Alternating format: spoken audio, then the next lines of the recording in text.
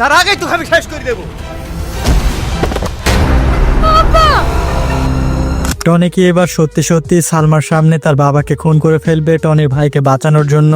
কি হতে চলেছে আসামি নাটকের পার্ট 2 এবং পার্ট 2 কবে আসবে, কি করলে আপনি সবার আগে দেখে নিতে পারবেন, এসব কিছুই বিস্তারিত জানতে পারবেন আজকের ভিডিওতে। তাই আজকের ভিডিওটি ধৈর্য ধরে সম্পূর্ণ দেখতে থাকুন।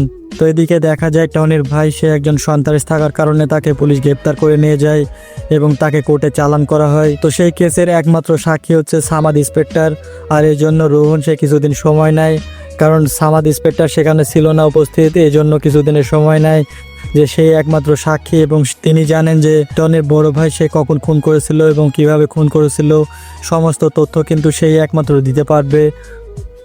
আর এই জন্য কোর্টের কাছে কিছু সময় চাই। তো এরপরে আমরা দেখতে পাই যে সালমার সঙ্গে টনির প্রেম হয় এবং টনির বড় ভাই সে টনিকে ডেকে পাঠায় এবং বলে যে আমার কেসের একমাত্র সাক্ষী হচ্ছে সামাদ ইন্সপেক্টর, তো যেভাবে হোক তাকে মেরে ফেলতে হবে, না হলে আমার ফাঁসি হয়ে যাবে, তো যেভাবে হোক ভাই আমাকে বাঁচা। তো এবার টনি সে এবার চলে যাবে সামাদ ইন্সপেক্টরকে খুন করার জন্য এবং সেখানে গিয়ে সে যখন মারতে যাবে তখন দেখতে পাবে সালমার বাবাই হচ্ছে সামাদ ইন্সপেক্টর এবং সালমাকে দেখে কখনোই মারতে চাইবে না তাকে। তো সালমা সে এবার সন্ত্রাস দেখার কারণে এবার তার সঙ্গে কথা বলতে চাইবে না এবং বলবে যে তুমি যদি সত্যি আমাকে ভালোবাসো তাহলে প্রত্যেকটা পাপ কাজ থেকে তোমাকে দূরে থাকতে হবে এবং তোমাকে ভালো হয়ে যেতে হবে। তো তুমি যদি নিজেকে ভালো করতে পারো, নিজেকে শুধরে ভালো যদি হও, তাহলে আমি তোমাকে ভালোবাসবো এবং বিয়ে করব।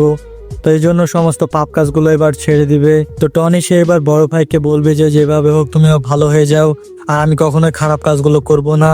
আর এটা শুনে কিন্তু টনির বড় ভাই সে অনেকটাই রেগে যাবে টনির ওপর, যে একটা মেয়ের কারণে তুই ভাই হয়ে আমাকে ভুলে যাচ্ছিস। তো এমনটা এবার দেখতে পারবেন আসামি নাটকের পার্ট 2 এ।